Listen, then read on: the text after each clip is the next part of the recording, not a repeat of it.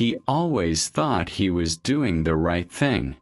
Providing, building, climbing, becoming somebody.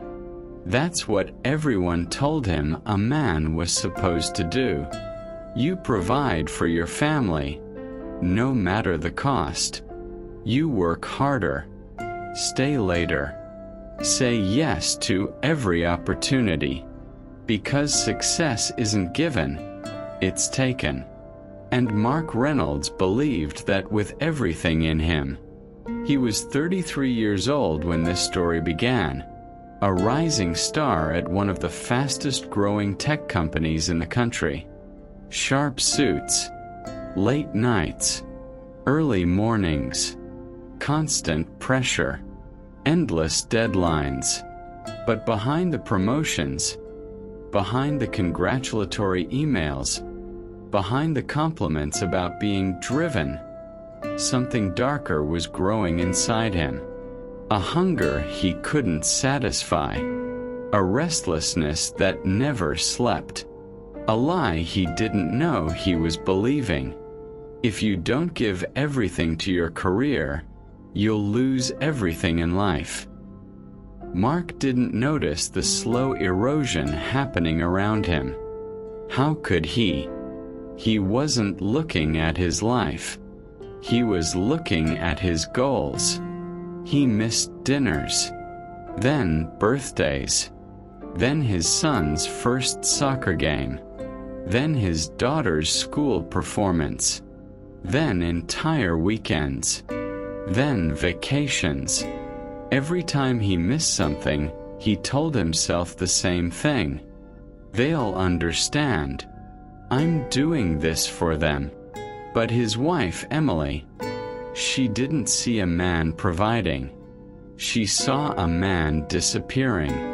She tried to talk to him, tried to tell him their marriage was cracking, tried to tell him the kids were starting to ask questions, tried to tell him she felt like a widow with a husband still alive. But Mark's answer was always the same. I'm doing my best. I'll slow down soon. Just not now. Not now. Not now. Not now. The words became a soundtrack playing through their house.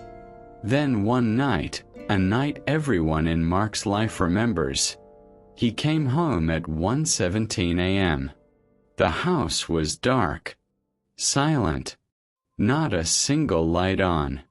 He walked into the kitchen and saw a note on the table. Just one sentence.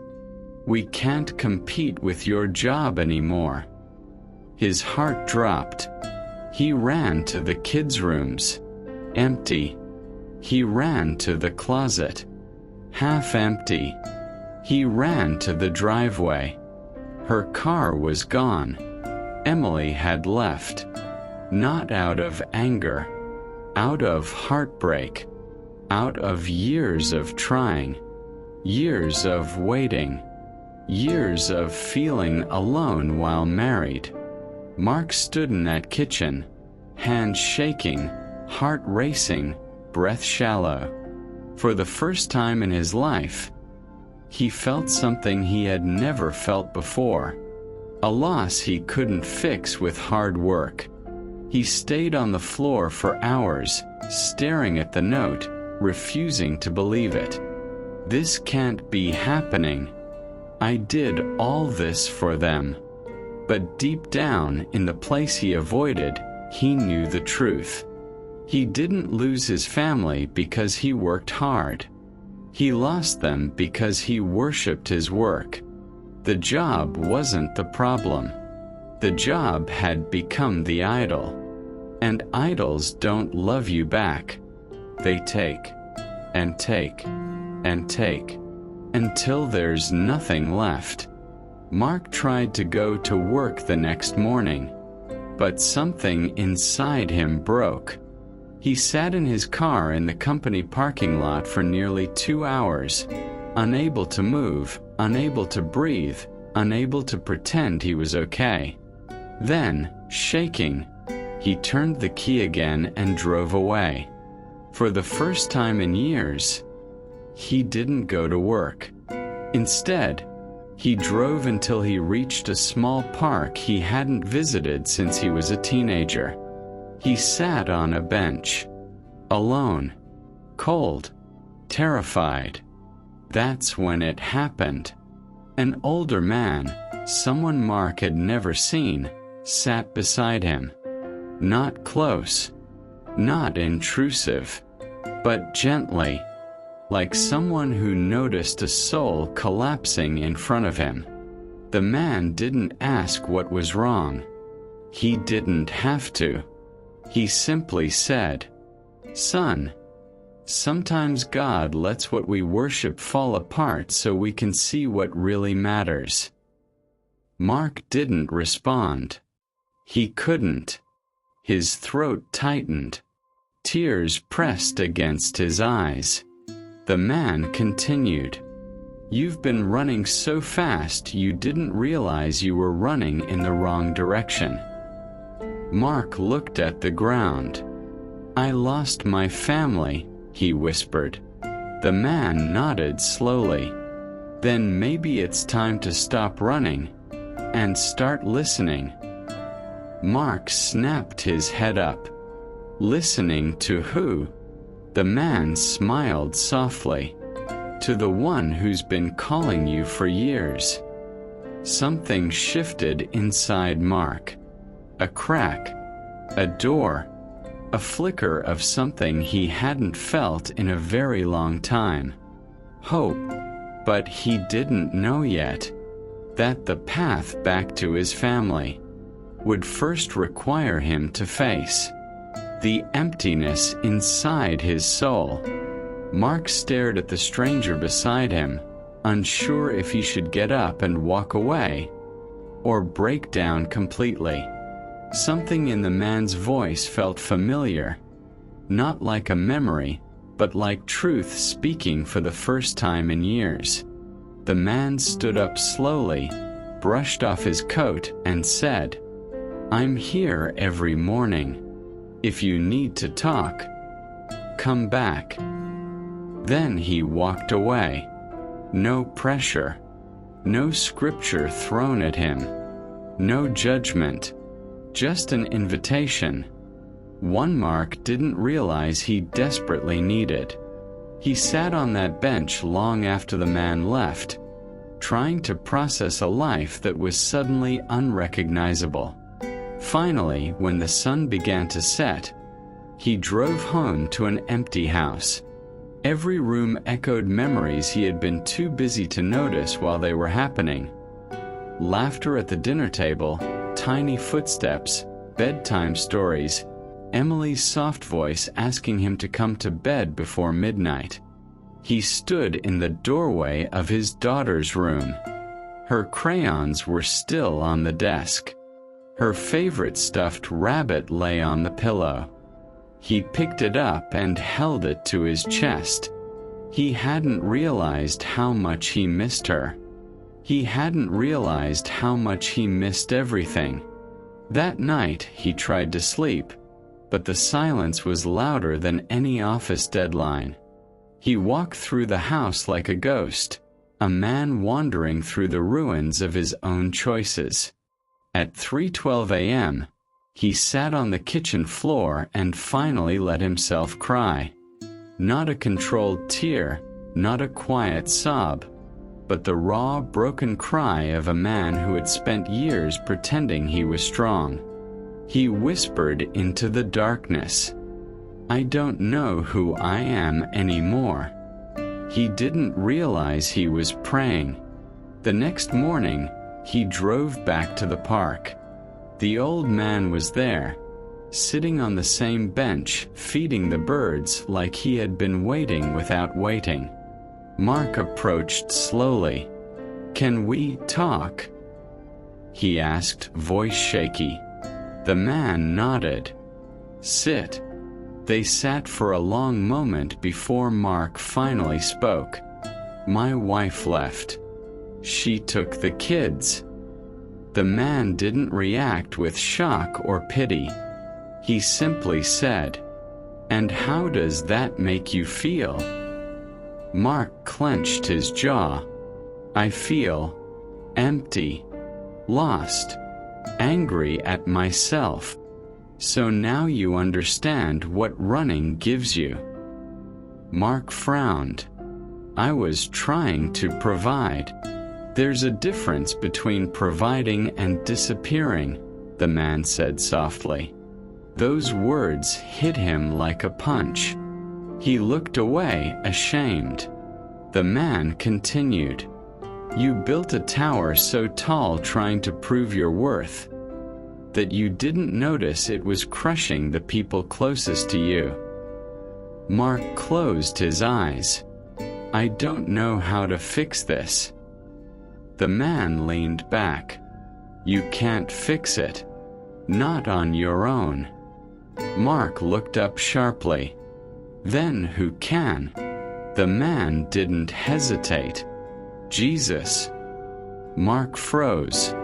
He hadn't heard that name spoken with sincerity in years, maybe decades. He shifted uncomfortably. "I'm not religious." "Neither am I," the man said with a gentle smile. "But I know the one who restores what we destroy." Mark looked at him, really looked at him, and saw a piece he didn't understand. A piece he didn't have. The man reached into his coat and handed Mark a small folded paper. "Here," he said. "It's for you." Mark unfolded it. It wasn't a sermon. It wasn't a list of rules. It wasn't a lecture. It was a single verse handwritten in careful letters.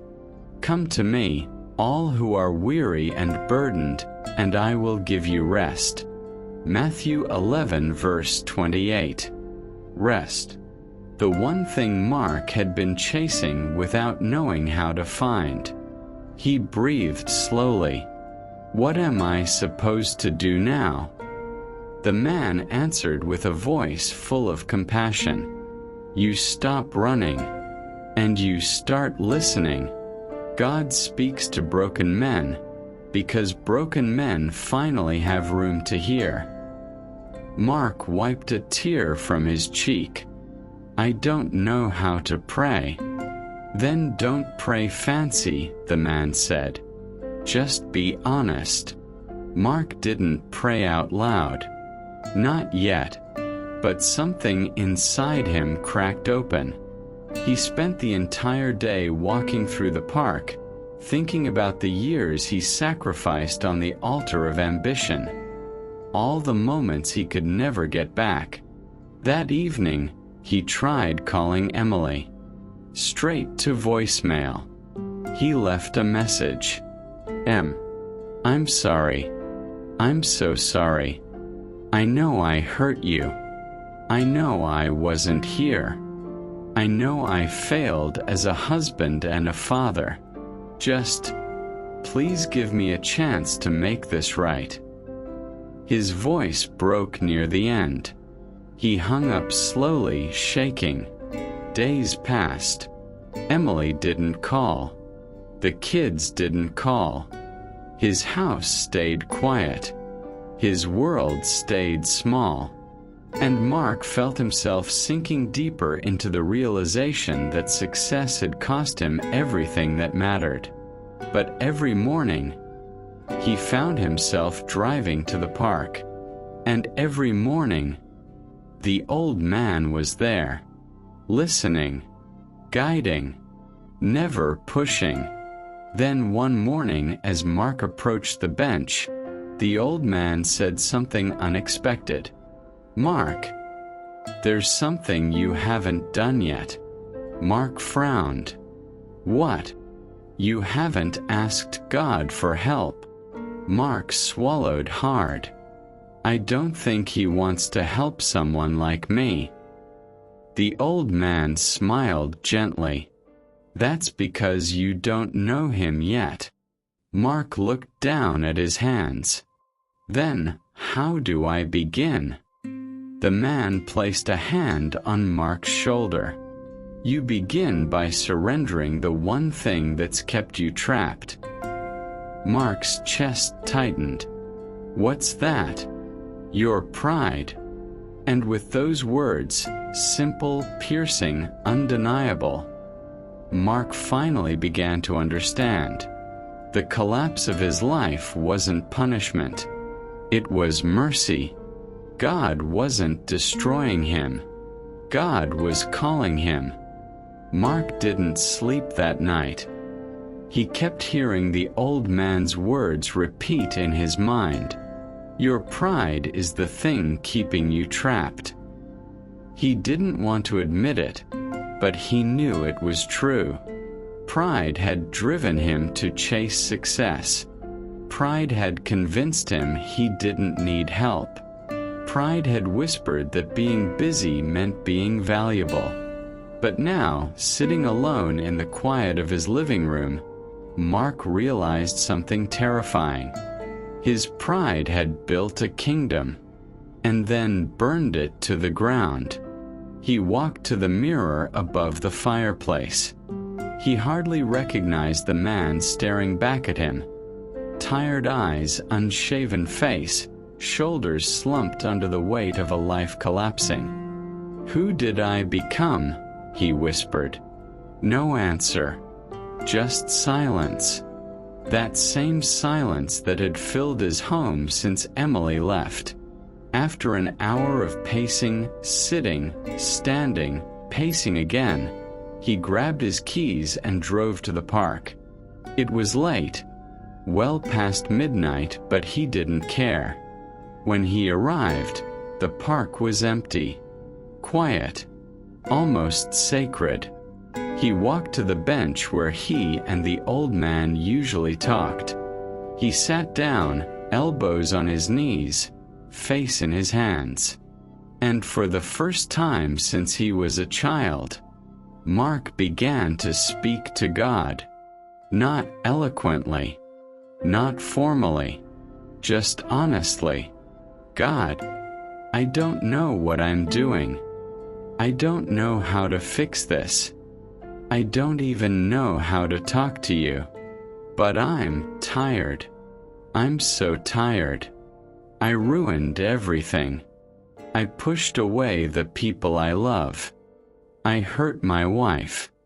I disappointed my kids. I don't deserve forgiveness. I don't deserve anything. But if you can hear me, please help me. I can't do this on my own anymore. He felt the tears fall freely. No shame, no restraint.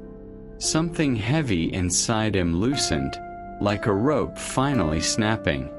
He sat there, crying in the quiet darkness, until he felt a presence behind him. Footsteps approaching slowly. He wiped his eyes, turned around. The old man stood there. Mark exhaled a broken laugh. You're everywhere, aren't you? The man smiled. No, son. God is. I'm just someone he sent to remind you. Mark swallowed, still trembling from the prayer. I think I just talked to him, he whispered. The old man nodded. And what did you tell him? That I'm tired. That I messed up. That I need help. And do you believe he heard you? Mark hesitated. I want to. The man sat beside him. Then that's enough for today. God doesn't require perfection. He requires surrender. They sat together in silence, watching the wind move through the trees. The man continued, Mark, Jesus didn't come for people who have it all together. He came for the broken, for the lost, for the ones who look at their lives and see ashes. He came for men like you. Mark let the words sink in. Why would he care about someone who failed this badly? Because love doesn't disappear when we make mistakes, the man said gently. And because Jesus specializes in rebuilding what we destroy. Mark stared at the ground. I want to change, but I don't know how. You start by giving Jesus your past, your failures, your shame, and then you trust him with your future. Mark nodded slowly, tears forming again. Will he forgive me? Son, the old man said softly, he already has. The words hit Mark like a wave. Overwhelming, impossible, beautiful. He took a shaky breath. So, what do I do now? The man pointed to his chest. You let him change what's in here. Mark placed a hand over his heart, feeling it beat. Hard, fast, alive. For the first time in years, he felt warmth instead of numbness. The man continued. And then, when the time is right, you go to your family, not as the man who left them emotionally, but as the man who finally came home. Mark exhaled. I'm scared, he admitted. That's good, the old man said. Fear means you finally understand how much they matter. The sun began to rise behind the trees, soft golden light pouring over the grass. The man stood. Come back tomorrow, he said. There's more to learn. Mark watched the old man walk away, feeling something he never expected to feel again. Hope. The next morning, Mark called his boss. For the first time in his entire career, he said the words he never thought he'd say. I need time off. There was silence on the other end of the line. His boss finally responded. You've been our most dedicated worker for years. If you need a break, take it. Mark felt a strange mix of fear and relief. He wasn't quitting. He wasn't running. He was choosing something he had ignored for far too long. His family, his soul, his life. He spent the rest of the day decluttering the house, removing stacks of papers, shutting down work notifications, cleaning rooms he hadn't stepped into for months. He stood in his daughter's room again, holding the stuffed rabbit. I'm going to make this right, he whispered. In his son's room, he found a drawing, a stick figure family with 3 people holding hands. He wasn't in it. His throat tightened. He folded the drawing carefully. This wasn't guilt anymore. This was purpose. And even though he didn't understand everything yet, he knew God was leading him somewhere. Somewhere he desperately needed to go. Mark woke up earlier than usual the next morning. But it wasn't for work. There was no laptop glowing in the dark. No calendar full of meetings waiting for him. No urgent emails he felt pressured to answer before sunrise. Instead, there was something unfamiliar. Silence and peace. He drove to the park again. Not out of habit, but out of need. The old man was already there, sitting on the bench like always, watching the morning unfold with the calmness of someone who had learned how to listen to God. Mark sat next to him. I took time off, he said quietly. The old man smiled. That's a good step. It feels strange, like I'm doing something wrong. Sometimes obedience feels wrong to a man who's lived too long in the wrong direction, the man replied. Mark breathed deeply. I want to fix my family. I want to bring them home. The man shook his head gently. You can't bring them home. You can only show them you've come home. Mark frowned. What does that mean? It means you don't chase them with words. You let your transformed life speak for you. Mark looked down, nodding slowly. He understood, painfully deeply. Where do I start? With humility, the man said, and honesty, and patience. Mark closed his eyes. Patience, the one thing he never practiced. The man continued. You built a world centered around yourself. Now you're learning to build one centered around love. Mark swallowed hard. Do you think they'll ever forgive me? The man didn't hesitate. Yes, but forgiveness is not instant. It grows when trust grows. Mark felt tears prick the corners of his eyes. I deserve the consequences. I know that. Son, the man said gently, grace is not about what we deserve. It's about what God offers despite what we deserve. Mark let those words wash over him. Grace. Not earned.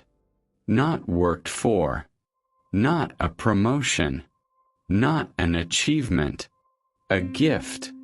Later that afternoon, Mark finally gathered the courage to drive to Emily's sister's house, the place he suspected she might be staying.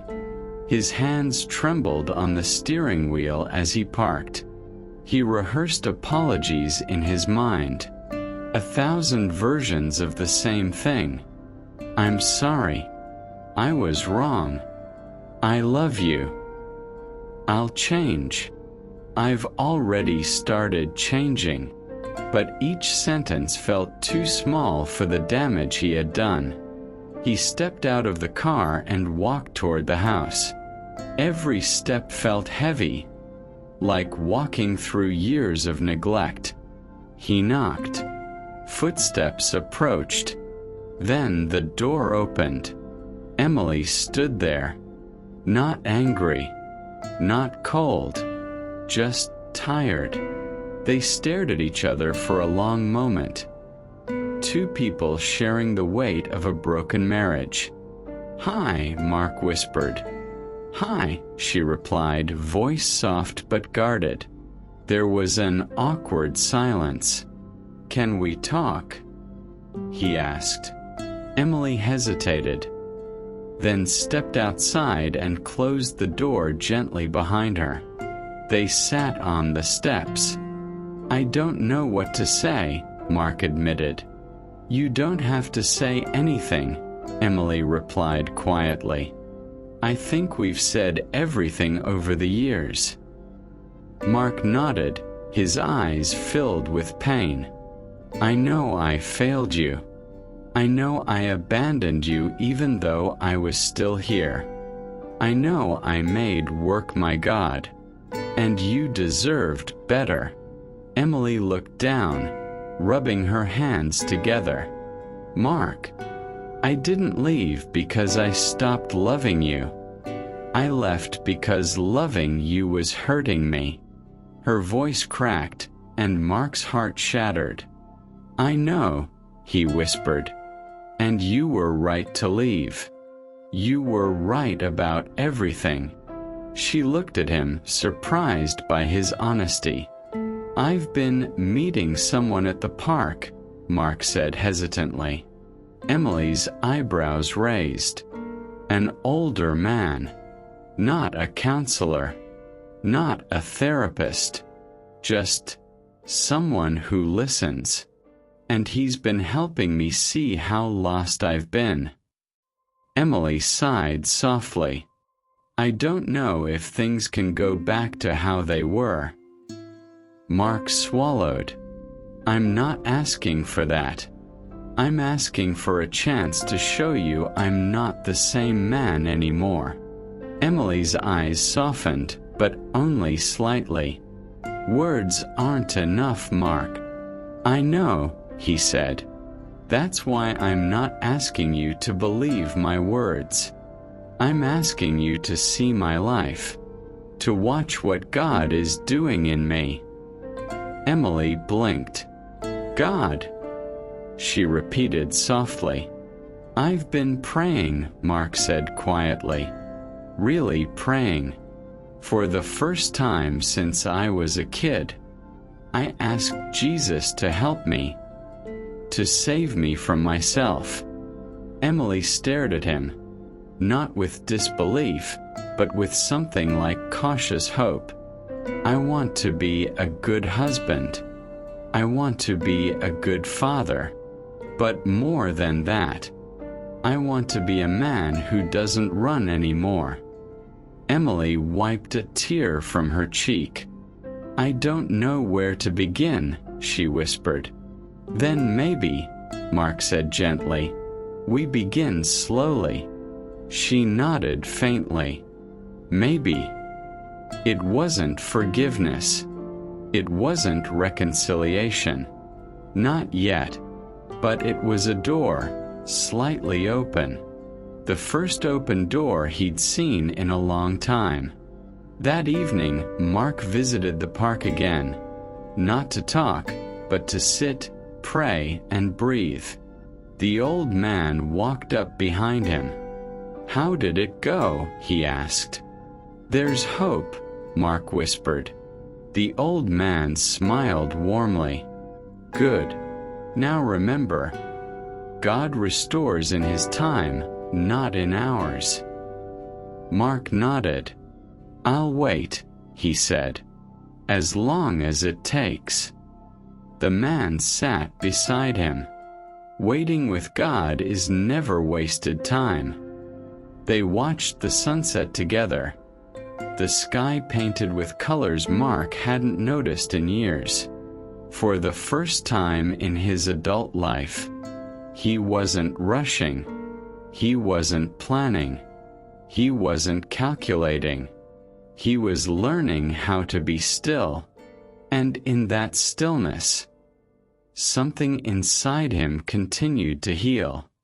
Over the next weeks, Mark's life slowed in ways he never imagined possible. His phone stayed off more often than on. His laptop remained closed unless absolutely necessary. The constant noise of productivity, notifications, emails, meetings, deadlines, faded into silence. And in that silence, something new began to grow. Stillness, clarity, humility, dependence on Jesus. Every morning, he returned to the park.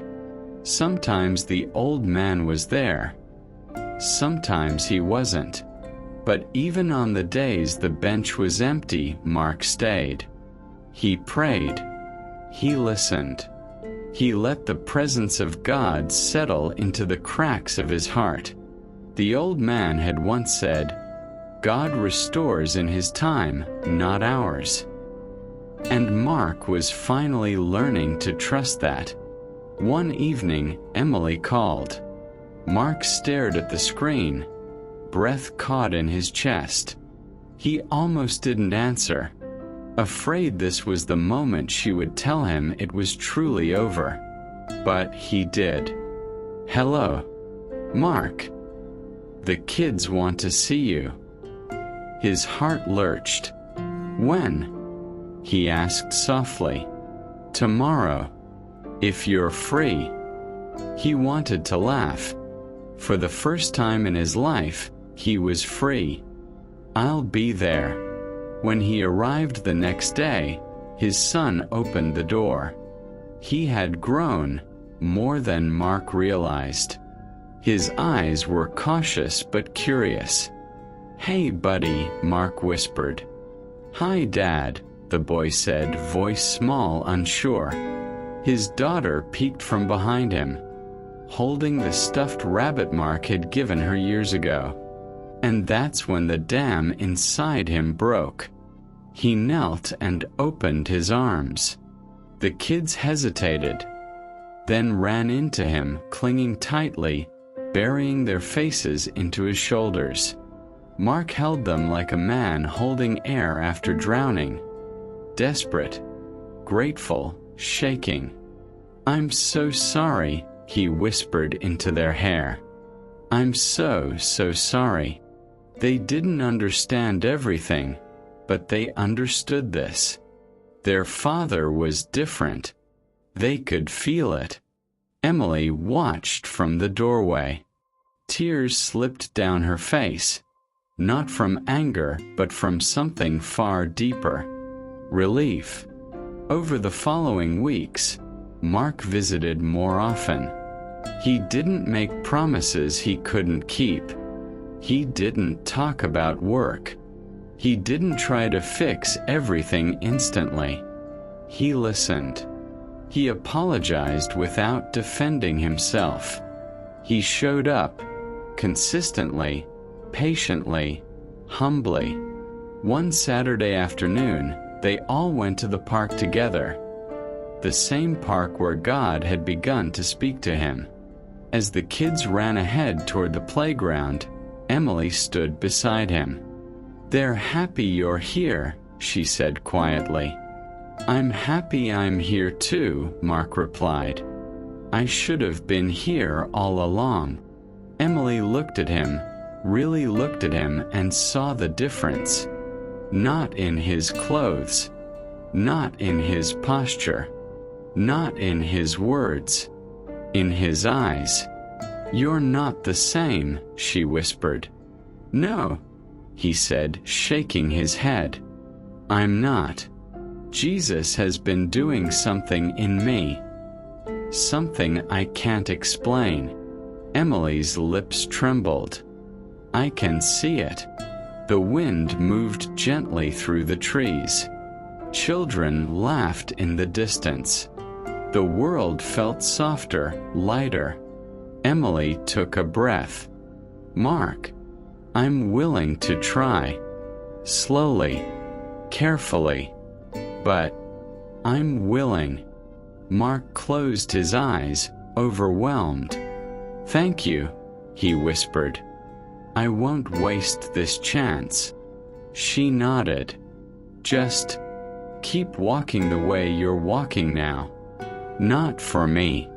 Not for the kids. For him."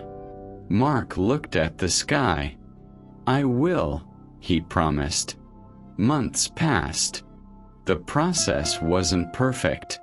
There were setbacks, hard conversations, painful realizations. Old habits tried to creep back in. Fear whispered. Doubt shadowed. But every time the pressure rose, Mark remembered the bench, the old man, the verse. "Come to me, all who are weary and burdened, and I will give you rest." Jesus wasn't giving him a second chance because he earned it.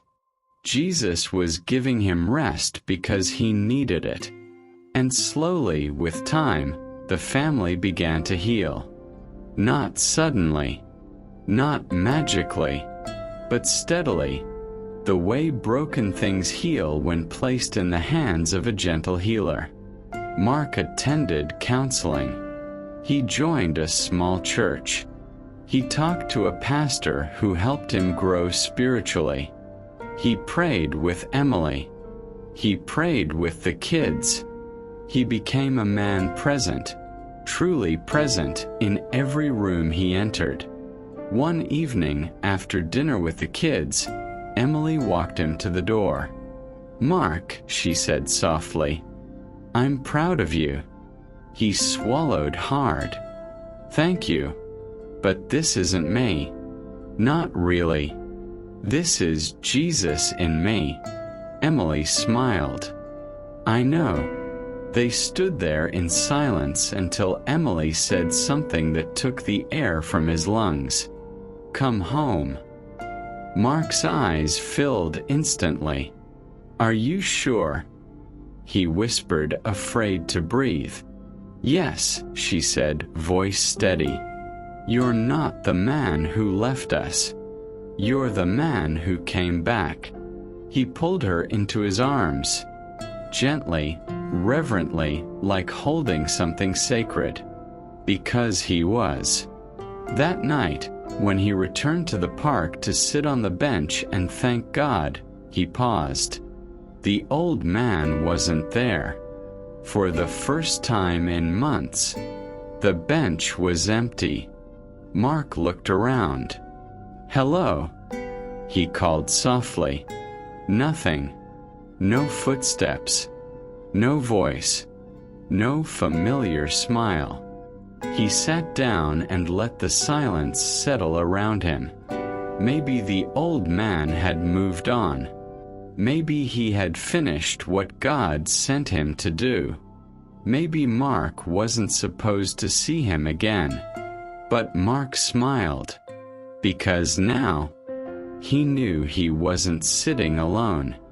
"Thank you, Jesus," he whispered, "for not giving up on me when I gave up on myself." He closed his eyes and breathed deeply, resting, truly resting in the peace he never found in success. He didn't get his family back because he worked for it. He got them back because Jesus rebuilt what he destroyed. Piece by piece, moment by moment, prayer by prayer. And Mark finally understood.